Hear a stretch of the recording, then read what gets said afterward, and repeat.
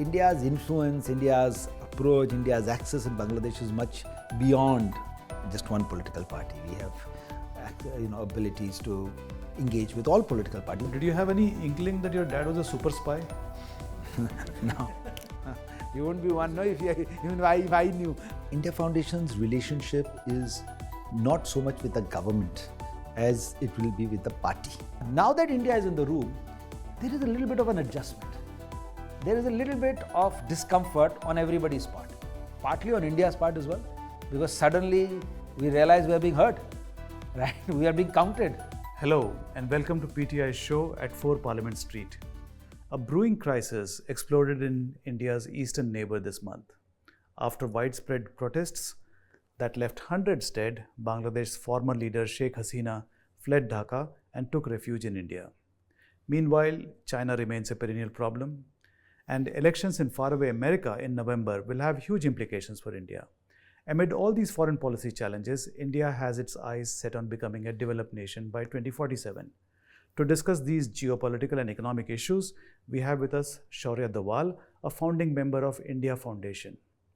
India Foundation is a think tank closely associated with the government and the ruling party. So that gives him a ringside view of the policy making in the highest echelons. As a schoolboy, Shaurya spent his early years in Pakistan, where his father Ajit Doval was posted in the Indian mission. Ajit Doval is, of course, the National Security Advisor who has been instrumental in shaping India's security strategy in recent years. Shaurya himself is a chartered accountant by training, and he worked as an investment banker in New York. He returned to India in 2007 to set up India Foundation. Shaurya Doval, thanks so much for taking the time to talk to us. Thank you. So let's talk about India Foundation. Just give us a little bit of background about India Foundation. What is the core mission of the foundation? So, India Foundation was set up in 2009 with the objective of essentially interplaying where policy and politics come together, and to make interventions in areas of essentially foreign policy and security, economics and culture. And since it came from a certain ideological viewpoint, and had a political entity with which it worked very closely, the idea was not just to essentially think on ideas, but also make, as I said, interventions in these areas. So it was designed more as a do tank than just merely a think tank. And so that was what it has been up to since, well, now we just realized it's our 15th year in business. Small, short period for a think tank, but in Indian context, I think it's been a long start, a good start, and particularly also in a country where the political outfits did not have this culture of think tanks much. It's a good start. So is that how India Foundation distinguishes itself from other foundations? I would say that it distinguishes itself from other think tanks by it does not claim to be neutral or bipartisan. It has a certain viewpoint. We have a certain view on how we look at India and how we think about India's advocacy, and even India's view on how India should bring its civilizational wisdom to its policy formulation. So to that extent, we are different from the most conventional think tanks, and then also to the extent that, as you said, that we believe that it's just not merely making policy ideas or generating them, but it's also creating a cadre of people who can then be and have been sent to the government or to party to try and make a difference on the ground. एक दो उदाहरण देंगे कि किस तरह से जो आपने जो डू के बारे में कहा, how did that impact our foreign policy or even domestic policy? देखिए, as such तो directly it is very difficult to ascribe, because particularly if you ask me the data last 10 years, because जब सरकार बंद हो जाती है तो कई ideas वो intermingle हो जाते हैं with the government's thinking of the various government. But I could take many ideas. For example, one such idea, which is to say that how should you look at the Indian diaspora? And how should the Indian government engage with the Indian diaspora globally, and think of either the conventional wisdom that these are people who for economic reasons have escaped the country and are there, or look at them as assets of the country, of things that they are citizens of whichever country, but something about them, still they care about the motherland, and they are therefore they give them respect, engage with them, and therefore involve them in nation building. So it completely changed the way how you looked at how the Prime Minister of India approached the Indian diaspora. Earlier you said ki, you only did what was said by the host country. Then you started saying that, even if I'm in a foreign country, despite my official programs, I will engage with the Indian diaspora. So bringing the Indian diaspora and making them feel a greater sense of ownership. Then that also translated in how our embassies actually started dealing with the Indian diaspora, to the point of that today, no Indian, now I was an NRI for many years in my life, so I know that no Indian who carries an Indian passport news की हम दुनिया में कहीं भी होंगे, अगर खुदा ना खास्ता कोई प्रॉब्लम होती है तो हमारे पीछे 140 करोड़ लोग खड़े हैं और उसका पासपोर्ट की वैल्यू है, हमको कुछ ना कुछ हमारे लिए हो जाएगा. Continue to look at problems and try and keep suggesting ideas that might be interesting for, or looking at it. So for example, we continue to work a lot on the Indian Ocean region. We are now going to be hosting the 7th Indian Ocean Conference next year. This year we did it in Perth. We are trying to build a consensus in the Indian Ocean region of small Indian Ocean states, and build a community of Indian Ocean countries that actually want to, in an otherwise world, in sort of the regular government forums, etc., get crowded out because of their size, etc. But they are important constituents, and the very fact that they are equal vote and participation. And the idea is that many of them believe that Indian Ocean is really India's ocean, from where India has been absent for so many years. So I think the ability to do, that's one area that we are working on. So who are your political or strategic influences, and how much have they shaped your thoughts and views, and how much influence has been of your father, who recently was described as an international treasure and not a national treasure by none other than the US ambassador here? So, I think, but if you're asking me personally, my journey has been shaped by different people at different points in time. Of course, to a great extent, my family, I come from a part of Uttarakhand. My grandfather was an army officer. My father was in the government, in this. So, and I come from a region where everybody, goes into the army. I myself am a product of the army public school. So, obviously there was a huge influence from as far as the nation was concerned. I was an investment banker in London when I sort of gave up my career in 2009 and came back to start India Foundation, primarily because, just commercial pursuits were not something I wanted in my little way to try and do something if I could for the country. So to that extent, obviously my family has had a huge influence on my thinking about the country and what one can do for it. And then of course as I read, as I came in touch, the organizations that I have worked for, there are many nationalist organizations that allow you to be able to give you a forum and platform. For example, the RSS is one such organization which allows you to give you a platform for people like us who otherwise would be just individuals trying to do difference, to be able to do something and meaningfully contribute. So the fact that I was given a chance to work in a think tank and then given a chance to work closely with the party has given me a forum for being able to so the people who shaped their ideas, these organizations, their influence obviously tends to also grow on you as you learn more about them and then of course finally the people. I mean, it's been amazing the amount of people I've worked with in the last 15 years, at different levels in the system, and of course not just the big guys, but across that's their dedication, their commitment into nation building. So I can't really pinpoint one, but no. So as an investment banker, do you think political investment is risky? Obviously, politics is a risky business, and I think in politics, I was talking to a colleague of mine yesterday who also an investment banker, a old friend of mine, but who lost the Lok Sabha elections from the BJP.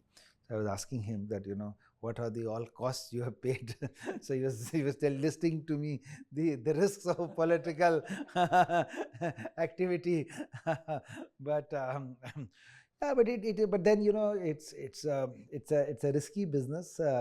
But having done it for some years now, I think it's also a very meaningful business. It's a very funny thing. It's I've spent reasonable amount of time as an investment banker globally seeing this, and I still do part of that. I still run a private equity fund, but so I get to see that part of the world, and then I look at this part and I actually find that this part of the world, as you rightly said, is fraught with all kinds of risks, with all kinds of problems, but at the end of the day it's far more meaningful than that part of the world. So Can you tell us a bit more about India Foundation's relations with the government? Does it also get directions or guidance from the government? And what are the funding model that India Foundation follows?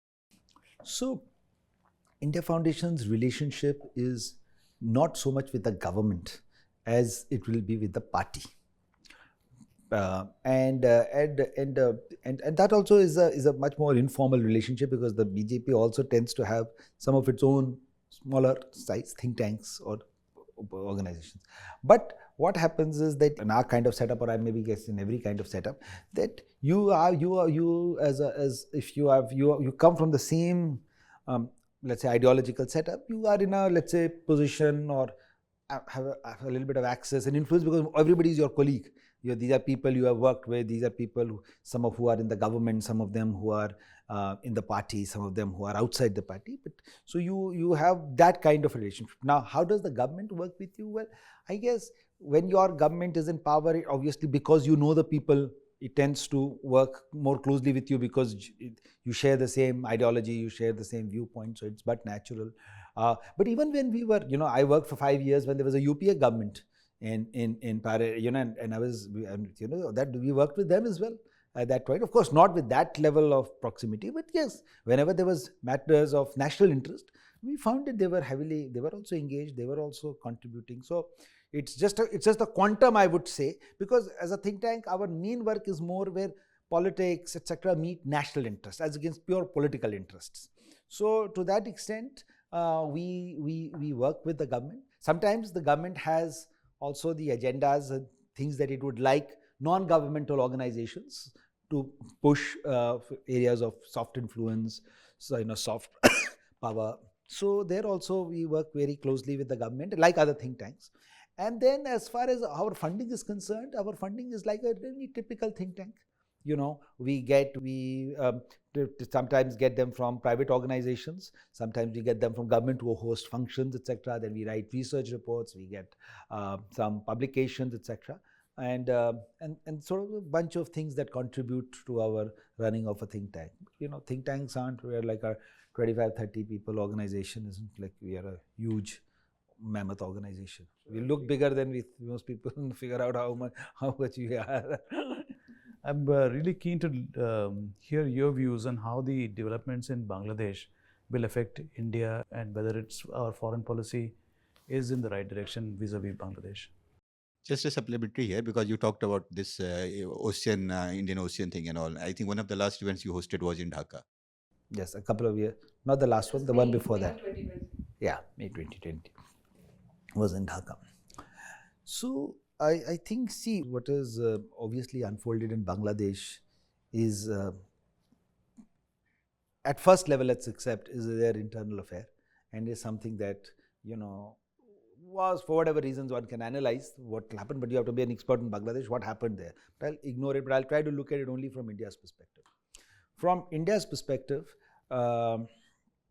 we had in Sheikh Hasina a friendly government with whom we had certain degree of comfort and access, etc. So that was very good. That allowed us a benign period of relationships with Bangladesh, where we were able to sort out our border disputes.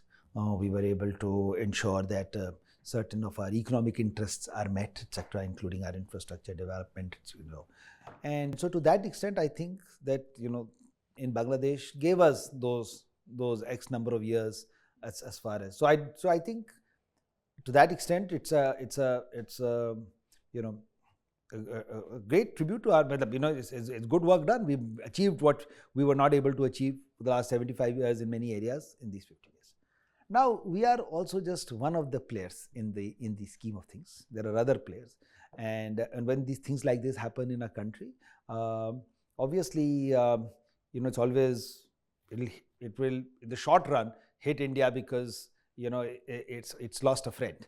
But India's influence, India's approach, India's access in Bangladesh is much beyond just one political party. We have, abilities to engage with all political parties. So wherever is the next government that will be there, we will obviously engage with them, and our influence and access continues to be there. And I think even in Bangladesh, I go there very often. I know Bangladesh also quite understands that the importance of friendly relations with India, no matter which regime is in power. So I think once these things stabilize, and I think it will be business as usual, and India will reforge its things. Now, of course, at the margin, things might be a little bit different in terms of if other dispensations come, how do they first think of India?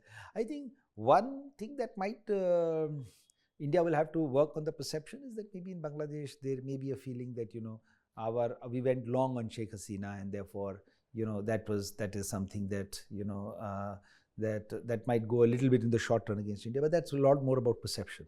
And I think once we are able to provide the same kind of support to whichever government is in place, I think that will correct. But I think certain lines India has been able to draw with its neighbours, which I think, irrespective of the political regimes, and we are seeing that on our western side as well, are now clear. That India is a big country, India is a friendly country, and India is a giving country. But beyond a certain point, if India's interests are hurt, and beyond, then India will not tolerate that. So I don't think, and I hope not, that anybody will again in Bangladesh try to, let's say, use their soil as a way to foster, for example, terrorism. So I think those kind of red lines, which were, I guess, for many years ambiguous, and therefore at times political regimes in neighboring countries took that as an opportunity to play around with India. That, I think, has been drawn to a line. Of course, large geopolitical players will always be in the play, and I think politics is also like a game of boxing, like elections. When you go in a game of boxing, sometimes you win, sometimes you lose, and sometimes you punch and sometimes you get punched. So nothing, so significant. So to sum it up, I think you're saying that no matter what regime comes to power, whether it's the interim government now or a full-fledged government later, will not. Your hope is that they will not, and your confidence is, I'd say more than hope. Anticipation that they will not look at India as an adversary, but more as a partner, as a future partner, without which it cannot continue to keep its own popularity alive in Bangladesh. For example, economic support, tranquility at the borders, ability to trade with India. These are vital for Bangladesh's prosperity. And we actually even allowed that to a great extent. In the last 15 years, we allowed Bangladesh's, for example, their cotton trade and their apparel trade to rise, partly even at the cost of us. I mean, as a big country, if we wanted to do more, we could have done more. But it was in our national interest as well that Bangladesh rises. So every regime, I think, will understand that. And you also said that that earlier the neighboring countries would take India for granted, so to speak. But then there were the foreign policy lines were drawn or cast in stone after this government came to power. Yeah, so I think earlier they didn't really know what was India's red line, and I think that was the problem. It wasn't that that today we are not flexible and we are, but every relationship has a red line, whether human, societal, community, nation. I think India had not itself articulated its red lines, so people were confused. So at times we used to feel that people have crossed the red lines and there is nothing that has happened. I think not just in the case of Bangladesh, but I think across the board. You talked about the neighborhood. I wanted to know, how do you see India positioning itself on the global stage in the coming years? And also, do you identify any challenges, any opportunities there? So I think that's a very interesting question, because I really, really think that the next 25 years are India's years. And I think this is primarily being driven first and foremost, we must understand, by our economic rise. Our economic rise is now reaching a point of what we call as an inflection point of no return. Einstein used to call it the eighth wonder of the world, the power of momentum. What took us 60 years, I don't know if the British left us with an economy of $30 billion. It took us, in 2007, so about 60 years, we became $1 trillion. So it was taken 3 generations, grandfather, father, son, 3 generations to hit $1 trillion. From 2007 to 2014, we go to $2 trillion. So what takes 60 years becomes 7 years. From 2014 to 19, what takes 60 then 7 to 5 we become 3. Today we are crossed, COVID वगैरह नहीं होता तो we would have crossed, but today let's say we are at 4 trillion. So what we have achieved in the last 75 years, 4 trillion, we will achieve in the next 10. By 2034, we'll be an $8 trillion economy. And then, of course, depending upon how you extrapolate it, we'll be 15, 20 trillion. Now, if you look at the global scene, when we say US, China, then it's India, right? So in absolute, now we can argue, people will say, per capita, etc., but leave aside that for the moment. I'm not talking about distribution. Just in the absolute power of India's economic potential creates a situation that India becomes really relevant. So that's one point. Then you interpolate with the fact that, you are 1.4 billion people, you are a nuclear power, you are all the hard stuff going along, then you become a real contender. So I think the question to you is that where I see now in the next 25 years is India's emergence on the global table. India was not a player on the global table. India wasn't in the room, but now India is in the room. Now that India is in the room, there is a little bit of an adjustment. There is a little bit of discomfort on everybody's part, partly on India's part as well, because suddenly we realize we are being heard, right? We are being counted. We count. And we count because we've got the sort of the hard power, whether economic, military, political, etc. to do. So in Japan, there was a big article saying that India could end up brokering the Russia-Ukraine war thing. So now India counts. So that's one. But there's a little bit of adjustment. There is a little bit of adjustment by the other constituents also, because suddenly they've got this person who they earlier told what to do. Now sitting on the table. Also, if you take back 300 years of colonization, you're the first colonial slave power that has actually reached that high table, right? That's a big deal. Out of 200 countries, and colonization destroys nations. Destroys. You just have to travel through Africa, through the Middle East, through even Southeast Asia to look what it does to you. So now that you have arrived, you are in the big boys game. So now in the big boys game, I think there will be a new equilibrium, but India is getting there based on many of its positive factors. Of course, India has its own vulnerabilities as well. It's not a done deal, but I don't see us being irrelevant to this conversation.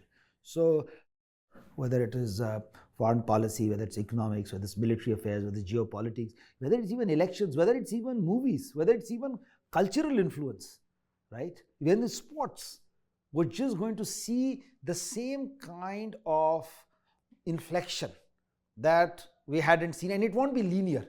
It will be exponential. It won't happen that you will see that India won no medals, then India won 3, then India won 30, then India won 300. And then you'll say, well, how did this happen? Because things catch momentum, just like I was giving you the economic numbers. So you will see that happen more and more. And sometimes when it will not happen that much, you will feel a bit disappointed. But now your bar is getting set higher. So that's what I really now see in the next 25 years for India as a country globally. That's a very heartening picture that you have painted for us. It's great actually. But just to balance it a little bit, the challenges that we face on the way to that progress goal. So the first challenge that we face, I think, is that there is a certain Indian way of thinking, where that we tend to start celebrating before we arrive there. right? We have this tendency to believe that we are, and therefore we go home, right? Tab to ho gaya sab. So I think that is the first thing, that we should run ahead of ourselves, as you rightly said. There is this story for the taking, but it still requires a few important things for us to happen. The first and the foremost is that while we have a huge population, we have to improve at every level the quality of our manpower. That is this numbers तभी फायदे के हैं जब वो quality है. It's not just quantity, because we are moving. Quantity has its advantages, but it is up to a certain point. After that, you need to get into the quality game. वहाँ पे whether it is our human development index, our health, our literacy, our education, our technologies, our public infrastructure, everything. तो हमको micro में भी बहुत काम करना है. I think that remains our big vulnerability. From that, and that reflects in every aspect of our story. For example, आपके पास 1 million लोग वर्कफोर्स ज्वाइन कर रहे हैं हर महीने, 12 मिलियन साल में, ठीक है. इनको आप जॉब कैसे दोगे? तो एम्प्लॉयबिलिटी भी कैसे? फिर आप नेक्स्ट सवाल है, क्या आर दे एक्चुअली एम्प्लॉयबल? क्या उनकी क्वालिटी ऑफ एजुकेशन ये है या क्वालिटी ऑफ ट्रेनिंग ये है? So but then you need to go back कि उनकी क्या सेकेंडरी एजुकेशन ठीक थी, फिर उनकी क्या प्राइमरी एजुकेशन ठीक थी. अगर प्राइमरी एजुकेशन तो कहेंगे तो प्राइमरी एजुकेशन कैसे, उनका हेल्थ ही ठीक थी. फिर आप कहते हैं उनकी मदर की हेल्थ ठीक थी कि उनके पास वो तो गेम तभी हार गए थे जब वो पैदा हुए थे. So you got to be able to tackle this as one big challenge. And I think this remains that as more and more resources become available. देखिए, जैसे जैसे हिंदुस्तान की इकोनॉमिक ग्रोथ होगी ना, Hindustan whether it wants it और not अपनी thinking में poor है, पर रिसोर्सेज में पुअर नहीं है. क्योंकि वो नेचुरल है ना. अब जब मैंने कहा तो अब $1 ट्रिलियन आप हर साथ करें तो आ ही रहा है, हर मतलब अब तो इंटरेस्ट पे इंटरेस्ट आ रहा है. तो लेकिन अब आप उस रिसोर्सेज का करते क्या हो? अब आप क्या उसमें से डीप कैपेसिटीज और कैपेबिलिटीज बिल्ड करते हो कि जिसकी बेसिस पर वो सस्टेन हो सके. तो एक हमको मैन पावर पे बहुत मैसिव इन्वेस्टमेंट्स करने पड़ेंगे, and we will have to be innovative कि आने वाले टाइम के लिए हम कैसे उसको तैयार करते हैं.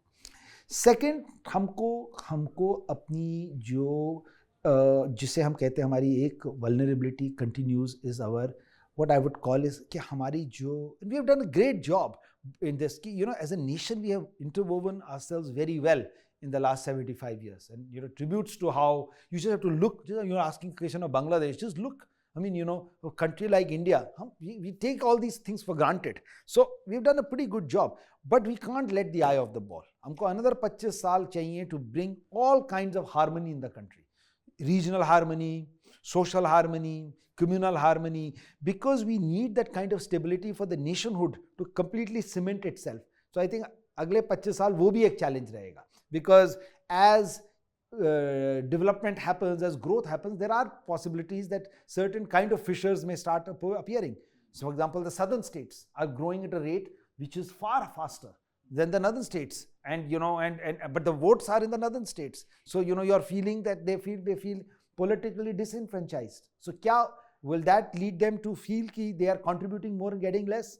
So things like that. So that's the second part. So you got to grow the individual, spend on the human side, spend on the or spend matlab think through how are you going to bring in social harmony. Third, sustainable development, because now that we are talking about the quantum of numbers, the landmass that we have is still very small for the number of people that we have. I wish we had a bigger hinterland like Soviet Union or China, but we have what we have. तो इसको we have to sustain this very well, because अगर इसने future generations के लिए sustainable रहना है और इस इकोनॉमिक ग्रोथ को सस्टेन करना है इस इंजन को, तो इसका जो कंजर्वेशन और इसका जो इन्वायरमेंटल एस्पेक्ट है वो हमारे लिए एक बहुत बड़ा चैलेंज है. मतलब हम किसी भी चीज़ में देखिए, आज हमारा import bill of energy it's become 85%. This is unsustainable. So we have to go for sustainable solutions to our economic growth. One of the biggest challenges India has is difficult neighbours. Both China and Pakistan, it is not easy to deal with them. There are reports also that they are involved in the Bangladesh unrest also. So I would like to know your view on how India should deal with them, A. And B, what should be India's key priorities in its diplomacy, especially dealing with regional neighbours? So I think the first and foremost, as I said, the India's USP right now is the next, is our economic growth. So we have to manage our neighborhood so that we continue to get that space and time to be able to reach our economic goals, which give us huge strategic advantages vis-a-vis our neighbors. For example, we have already achieved, I think personally, that advantage vis-a-vis Pakistan, which by the way did not necessarily exist all the time. But now we have probably past that inflection point at different stages where Pakistan possesses nuisance value to us but does not possess any strategic threat to us, right? So that's one situation solved. Same thing, on your eastern front, etc. You have done reasonably well. I think your northern neighbor remains a challenge. Their capacities and their intent remain a serious issue. And if I were them, I would also not like in my neighborhood the rise of another power. For if they wish to dominate the global scenario, which is their aspiration, then they would like to see India confined to its position. If they cannot establish their presence here, how will they be able to give themselves that global presence? अगर आप local मोहल्ले के दादा नहीं हैं तो आप शहर के दादा कैसे बनेंगे? तो ये हमारे लिए एक डेफिनेटली चैलेंज है और हमारा और उनका इकोनॉमिक गैप बहुत वाइड है. हमें कोशिश करनी चाहिए कि हम while managing our immediate and tactical problems इस इकोनॉमिक गैप को तेजी से तरीके से ब्रिज करें. चाहे हमारा ट्रेड गैप है, चाहे हमारा टेक्नोलॉजिकल गैप है, चाहे हमारा इंफ्रास्ट्रक्चर गैप है, जो बाय द वे हम कर रहे हैं. ठीक है, अब हम we are on the job. Indians are late starters but once they get chugging, फिर वो पहले तो हमें प्रॉब्लम ही नहीं रिकग्नाइज करते, तो कई साल तक तो हमारे प्रॉब्लम ही नहीं थी कि ये प्रॉब्लम है. आई कम फ्रॉम उत्तराखंड और मैं अक्सर जाता हूँ, so I just border China is like 100 kilometres और 50 किलोमीटर्स अवे. वहाँ का भी आदमी मुझे कहता था भाई साहब ये बताइए पाकिस्तान में क्या हो रहा है. उसको छोड़ो यार, 50 किलोमीटर दूर कर, उनको तो हम जानते नहीं. तो सवाल ये था कि हमारा वो एक फोकस नहीं था. लेकिन a couple of incidents have now moved the strategic focus. So you are asking the right question. You are asking. So I think our obsession with Pakistan now should start to wane, and our real challenge should start to come. And I think उसमें सबसे immediate concern ये होना चाहिए कि हम अपनी इस period को यूज़ करें अपनी डीडी कैपेसिटीज, और उसमें हमको कुछ फ़ायदा भी मिल रहा है. कुछ फ़ायदा भी ये मिल रहा है कि जिस तरह ग्लोबल अलाइनमेंट हो रहा है, maybe they have also taken on many other players. So हमें अपने आप को उसके साथ उस टेलमेंट के साथ अलाइन करते हुए उस स्पेस को यूज़ करना चाहिए जो हमको हेडरूम मिली, कि अपनी कैपेसिटीज़. बाकी तो ultimately every country has to do what it has to do for its own self. I think we are under no illusions. But at this point in time, to sum up my thing it would be कि time in space, जैसे Deng कहता था, wait for your time and build your capabilities. Sir, counter-terrorism has been one of the another issue that your India Foundation has been fighting for, has been espousing for. What do you think that what level of policy decisions should be taken, especially keeping in mind the changing technology like artificial intelligence coming in between, so which comes handy for these terror groups? How do you think that you will be able to? So I think as a think tank, we have been for the longest time professing there, sort of advocating this, that counter-terrorism is not merely a legal and a police or a military response that has historically been taken as counter-terrorism. Counter-terrorism is a societal response to another adversarial power using terrorism as an instrument. तो आपको अगर counter terrorism के बारे में सोचना है तो आपको उसको इस तरह नहीं सोचना है कि सिर्फ एक स्टेट या एक उसका रिस्पॉन्स होगा. Because as you rightly said, अब वो टेररिज्म कई सारे एक्सप्लॉइट कर सकता है सोसाइटी के अंदर, from disinformation to schools to hospitals तो as a society how do you prepare your country to be able, and your citizens, and citizens means everybody from media to the politician to the companies, etc. And I think that has been, I think, our big challenge, and I think we are getting there, but it's still taking time for the government to realize that it is an integrated response. as a societal response, and for society to respond. Now, obviously, India itself has, unfortunately, great terrorism experience across the intelligence. So, हमको पता है कि so I think we are also increasing our response. But in this particular case where technology, I think we have to leverage our private sector. हमें अपनी companies को बनाना है, rather than trying to regulate them, we have to make them the frontal warriors in fighting counter-terrorism, particularly where it comes to cyber crime.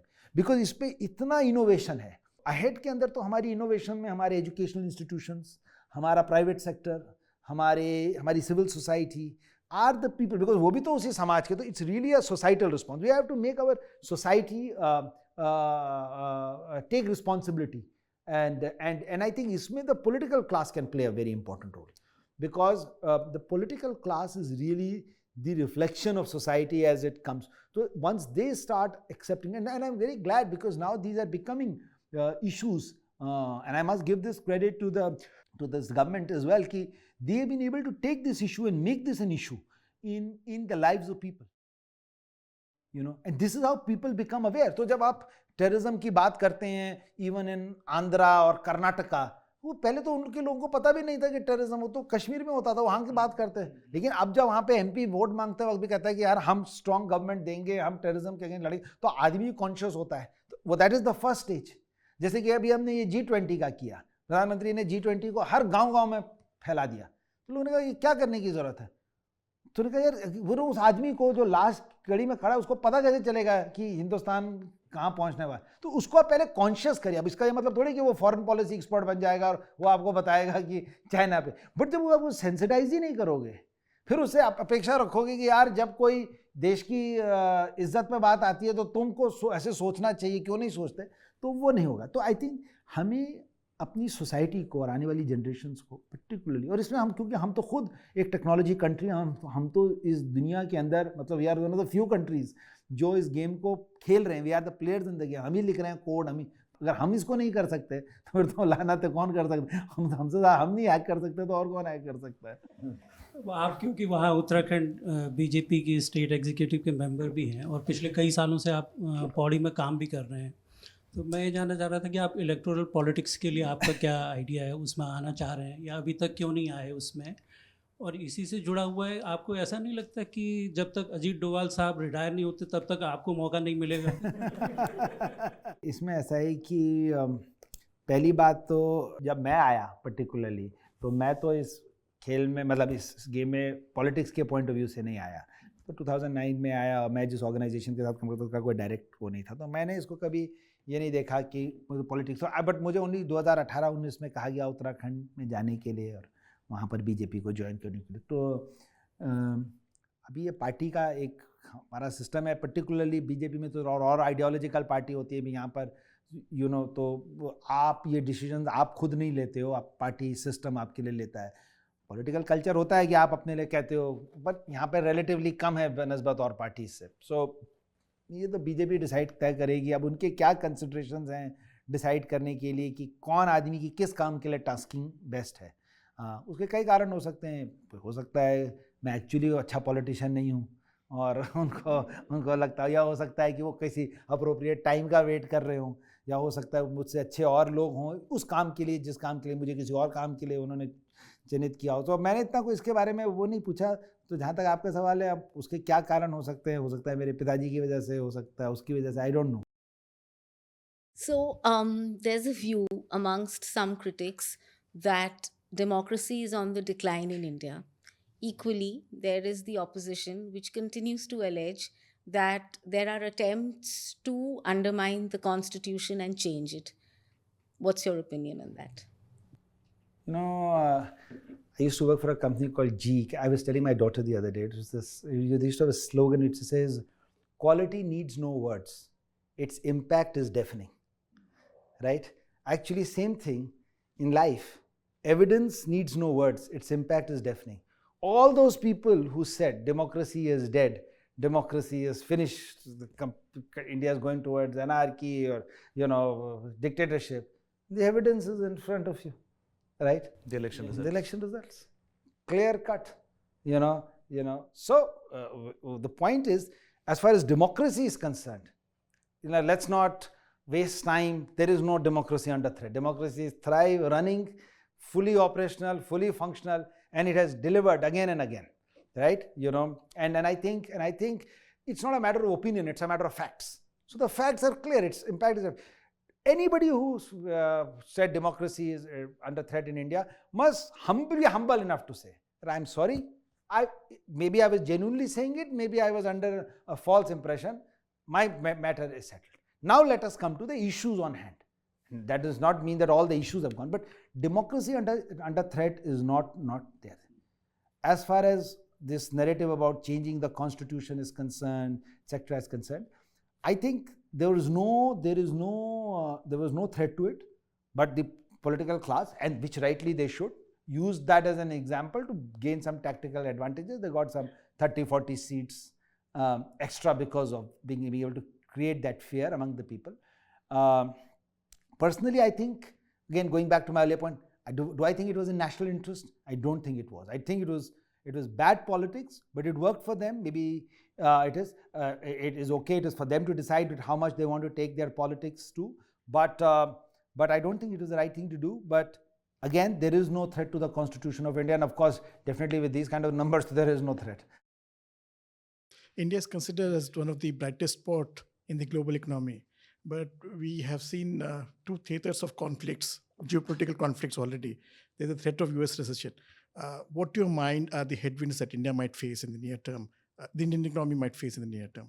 So I think in terms of the economic thing which I will consider, I think we are increasingly moving in a world of protectionism, in a world of countries becoming more insular and building their own capacities and capabilities. Particularly the China and the COVID experience has made all the countries realize, big and small, ultimately it comes down to your own self. Now, this for India is a little bit of a problem, because as we are coming in, we needed global trade in services and goods to be able to grow our economic growth. So we are going to face significant headwinds as far as our ability to export is concerned, because most countries will actually either they are building capacities or they will build capacities and become less insular as the world goes, I think. So that is one big economic headwind. How do we sort of meander that? China got that benefit. Nobody was aware of it. China exploited that advantage fully and got those 2025 headrun, which allowed them to reach that point from where now their economy. Fortunately for us, on the other side, we have got the advantage that we have a large market of our own self, and certainly one of the initiatives the Modi government has done, particularly bringing in these 500 million people into the formal economy, is great for India's economic growth, because now we have our own primary market which is growing and therefore has its own momentum of being able to offset some of the economic headwinds that we will feel from overseas. Our challenge here remains still is our energy and our import dependence on our energy. Because again, as you fuel this economic growth, if you are going to a world where it's getting insular, then they will also limit the export of energy. They would like to keep it confined to them. United States realized this in 2001 and then went for its own energy in self-dependence. So what can India do now for its energy self? And as the economy grows faster, you need more and more energy. So this is our big challenge. We've got to sustain an 8, 9, 10% growth rate to sustain the employment, sustain the economic prosperity, reach the $30-50 trillion benchmark. But at the same time, you've got to reduce the dependence on energy. That comes. And today that energy dependence is increasing, not decreasing. And we are not able, though we are doing so much, even in the last 10 years, it's gone up despite the fact that we have tried so much of import substitution by doing solar, green, whatever we could do. Now we can't generate oil when there is no oil, right? But this is India's biggest, I think, challenge as far as the economic headwinds are concerned. So the export-import thing. As far as geopolitics is that, if the world gets sucked into some kind of conflict which spreads for unintended consequences and either reaches India's shores or sucks India into it, that would I think would really delay or would really maybe even offset our economic trajectory. and our trajectory for prosperity and all. And you know, I say this because obviously we have to manage the short term and we have to manage day to day. But आप देखो ना, सबसे बड़ा challenge आज के हमारे का सबसे बड़ा चैलेंज तो ये कि पहले हम 75 साल में देश बना लिया. एटलीस्ट हम आज कोई ये तो नहीं कह रहा कि 560 प्रिंसिपैलिटीज जो कभी एक देश नहीं थी वो टूटने का डर है कि वहाँ भी टूट रहा है, यहाँ भी टूट रहा है. अब जो बहुत थोड़ा बहुत भी था वो भी खत्म हो गया, ठीक है ना, ऊपर से लेकर कश्मीर से लेकर नीचे तक. मतलब ठीक है, थोड़ा बहुत प्रॉब्लम्स है, लोग कहीं पर decided, but there is no balkanization of India is not a risk. अब आपने एक प्रॉब्लम तो कर दिया, आपका घर तो बचा, लेकिन अब उस घर के अंदर जो लोग रह रहे हैं एटलीस्ट उनको तो आप इतना सशक्त करो कि फिर वो उस चीज़ को सस्टेन कर सकें. तो ये वो 25 साल का काम है.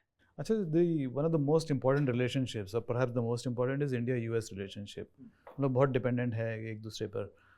अब इलेक्शंस आने वाले वहाँ पर, who would you bet on being the better president for India? September 11 happened. Parallelly, they started the process of saying कि हमको energy security चाहिए, and and what we can do, because we don't want to depend on the Middle East for oil, because September 11. Fast forward 10 साल 15 साल, governments came, Iraq, Afghanistan, ये हुआ वो हुआ, Democrats, Bush गया, Obama आया, ये सब. Lord behold, 15 साल के बाद 2011-13 पत्थर फाड़ के शेल गैस निकाल के उन्होंने अपने को अगले 200-250 साल के लिए एनर्जी इंडिपेंडेंट कर दिया. So through all the political upheavals and their strategic objective was met. I'm just giving this as an example, and I think Indian-US relationship is strategic in that sense.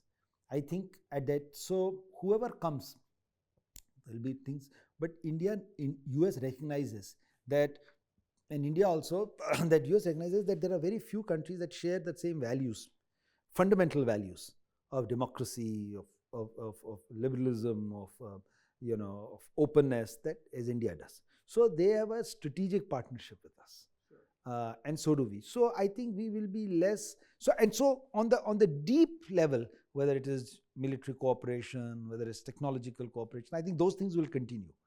I think where we might see a little bit of noise and friction depending upon who comes, but right now both will be good for us. Who comes will just depend what will be given more priority versus what will be given less priority, let's say, in the basket of things. But I don't think, and as we've seen even in the last 25, 20 years, that nobody has really derailed the US-India. It's just too critical for them. For us, not that critical. For us, not that critical. We were not in that phase yet. For us, our own capacity building is more critical, in which the US can help. But even if, let's say, US does not help, it does not foreclose our options of building our own. अगर हमने अपने बच्चे पढ़ाने हैं, अगर हमने अपना nutrition ठीक करना है, अगर हमने अपनी सड़कें ठीक करनी है, उसके लिए यूएस में एक प्रेसिडेंट हो दूसरा प्रेसिडेंट हो बहुत ज़्यादा फर्क नहीं पड़ता, ठीक है ना. यूएस ने हमारे साथ विज़ावी चाइना क्या करना है, वो तो उनका इंटरेस्ट हमें ज़्यादा है, तो चाहे वो एक होगा चाहे दो होगा, मार्जिन पे होगा. सो हमारा फोकस तो अभी होना चाहिए रियली हमारे अपने इंटरेस्ट पे. Part of your work also involves promoting the Indic thought and India's culture and traditions through your think tank. How far do you think you've been successful, or the think tank has been successful in doing yoga देखिए, योगा देखिए, आयुर्वेद देखिए, millets देखिए, कुछ हर जगह अब India का अच्छा वो मतलब हो रहा है. कल्चरल एडवोकेसी तो इससे पहले हमने कभी की नहीं as part of our diplomacy. आपके आइडियाज थे सर? नहीं, मेरे आइडियाज नहीं थे, लेकिन मैं कह रहा हूँ कि मतलब एक इस बात को मानना कि कल्चर को लेकर आगे बढ़ना, इंडिया की सॉफ्ट पावर को आगे लेकर चलना और उसको फैलाना, वो तो अब आई थिंक नाउ और and not only in the deepest, to give it credibility, to give it legitimacy, to give it कि वो करना, वो तो आई थिंक हो रहा है. उसमें हमारे थिंक टैंक ने भी छोटा मोटा काम करते रहते हैं, कंट्रीब्यूट करते रहते हैं इन आइडियाज़ को. Any new ideas in pipeline? The whole idea of this think tank was कि India is not just so India's collective wisdom didn't really start in 1947. कि उससे पहले इंडिया नहीं था. So we have depends on artificial intelligence is nothing but data, right? So the more data that you have, the better you are, right? हमारे पास तो 3,500 साल का data है. अगर हम उसको कैप्चर करना चाहें, अगर हम ये बोलें कि नहीं इंडस्ट्रियल रेवोल्यूशन से पहले हमारे सारे पूर्वज बंदर थे, उनको कुछ नहीं पता था, तब तो ये डेटा इरेलेवेंट है। लेकिन अगर हम सोचें कि यार वो तो सन और अर्थ का डिस्टेंस तब भी कर रहे थे, वो तब भी इतने बड़े बड़े टेम्पल्स और ज्योमेट्री कर, अगर वो डेटा है तो आप उसको यूज करिए ना। अब आपके पास में है और आप नहीं यूज कर रहे हो तो आपकी गलती है। अगर आप तो if you think of ourselves as a 3500 year old civilization, at least recorded, probably even more. So then can we start taking that data and started today applying it to see what patterns emerge, which can help us become better in our policy formulation, in better providing solutions to the world and to ourselves. So there is a debate around the introduction of these cultural traditions in the education system, in the textbooks, which is often also, referred as saffronization by certain members of the opposition. What's your view on that? So, of course, I'm not an educationist, so, first I will sort of caveat it by saying that, these are our layman's views, but so you may not, you need to ask this question of an expert. But but I'm also a product of the Indian education system. मैंने भी यहीं school किया, मैंने भी यहीं college किया, मैं भी अपने बच्चे हैं मेरे, मन की भी किताबें टेक्स्ट बुक देखता हूँ कभी कभी। तो मेरा ये मानना है कि ये जो हमको कहा गया कि जैसे कि जिस तरह हम लोगों को चीज़ें पढ़ाई जाती हैं, उसके अंदर एक ओपन माइंड के साथ देखना चीज़ों को, एंड उन चीज there is no doubt, I will not argue they must be very well researched. They must not be hearsay. They must not be, they must meet all the principles of, scholastic or जो diligence and जो भी तरीका होता है उसको करने का, which are laid out procedures and have been worldwide accepted. But वो करने के बाद अगर कोई आइडिया या कोई थॉट है तो उसको आप एक्चुअली बच्चों को पढ़ाइए और समझाइए। भाई आप एक बात मुझे बताइए, जैसे किसी ने सही कहा कि अगर Aurangzeb, maybe my dates wrong, 1700 में मुगल एम्पायर खत्म हो गई और 1857 में ब्रिटिश एम्पायर बनी या 1700, तो अगर 100 साल का पीरियड था तो उसको किसी ने तो राज किया होगा ना इस देश में। तो आपने ये कैसे कहा कि हिंदुस्तान हमेशा गुलाम था? पहले हमने तो कभी नहीं पढ़ा, हमने तो सुना पहले मुगल आए फिर अंग्रेज आए, हम तो पिछले 1000 साल से गुलाम है। हमें तो कोई पता ही नहीं इसमें कोई 100 साल में कोई किसी ने कुछ किया था, वो 100 साल की तो कोई हिस्ट्री बताए, चलो 100 नहीं 50 की बताए, भाई हो सकता है कोई वो था, तो may be it was not, may be India did have a research. अब देखा जब ये करने का देखे अभी तो ये तो सैवरनाइजेशन कर रहे हैं, उन्होंने कहा जी यहाँ पर ये, अगर इल्तुतमिश आया उसके बाद बाबर आया वो तो ठीक है, लेकिन अगर औरंगजेब के बाद मराठास आए, मैंने कहा जी मराठा लिखने वाले जा रहे अपने का आपने सैवरनाइजेशन शुरू कर दिया, ये मत करिए। अगर मराठा नहीं आए और नहीं था मराठा या सिख हिस्ट्री रेलेवेंट नहीं थी तो इग्नोर कर दीजिए, पर अगर थी तो एटलीस्ट उसको बच्चों को पढ़ाइए, उसको क्यों और ये मत कहिए कि साहब किसी भी कम्युनिटी में आप कोई ऐसी चीज करिए जिससे आपका सेल्फ रिस्पेक्ट बढ़े। मतलब क्योंकि अगर आप सेल्फ रिस्पेक्ट को बढ़ा रहे हो तो फिर आप एक सेट ऑफ क्लास ऑफ लोगों को बना रहे हो जो अपने आप में बहुत सेल्फ प्राइड करेंगे, ठीक है, और वो तो बहुत गलत बात है। ये कॉलोनियल थिंकिंग ऑफ एजुकेशन थी कि ऐसे लोग मत प्रोड्यूस करिए जो जिनमें सेल्फ प्राइड हो, ठीक है। तो अगर आपका एजुकेशन सिस्टम आपके आर्ट, आपके कल्चर, आपकी हिस्ट्री, आपकी ज्योग्राफी के बारे में प्राइड जनरेट करता है बेस्ड ऑन फैक्ट्स। मैं ये नहीं कह रहा कि आप सारा कह दें कि नहीं मराठाओं ने जाके काबुल ले लिया था या मराठाओं का अंग्रेजों इंग्लैंड पे हुकूमत, वो नहीं दैट, बट अगर आप सच है तो आप उसको हाईलाइट करिए। You said you were a small boy in Pakistan when your dad was posted there. So did you have any inkling that your dad was a super spy? You won't be one, no, if even I knew. Many years ago, I had a colleague of my father who was in the IB, batchmate of my father, and at that time so once we had come back, I told him, I said, uncle, ये ना हम हर जगह सुनते हैं ISI, आपकी Indian वाली intelligence तो बिल्कुल बेकार है, ठीक है, कभी सुनते ही नहीं IB वालों ने कुछ किया, हर जगह देखा ISI। तो उन्होंने कहा एग्जैक्टली, उन्होंने कहा तुम्हारे बारे में नहीं सुनते हो ना, इसलिए हम अपना काम कर रहे हैं, we are good at it. तो है ना, अगर सुपर स्पाई वालों के बच्चों को यही पता चल जाए तो फिर वो क्या सुपर स्पाई होंगे। So when did you finally realize that he is one? No. Once I came back to India, I realized that before that I didn't even know my father was an IPS officer. Used to think he's in the Foreign Service. So I don't know what he does. I never asked him, and I've never in all these years ever asked him. So I have no idea. So I guess in a thing, there's no culture of discussing work or things at home. But he still asks me what I do. Shaurya, thank you very much. Thank you so much for having me over. Thank you.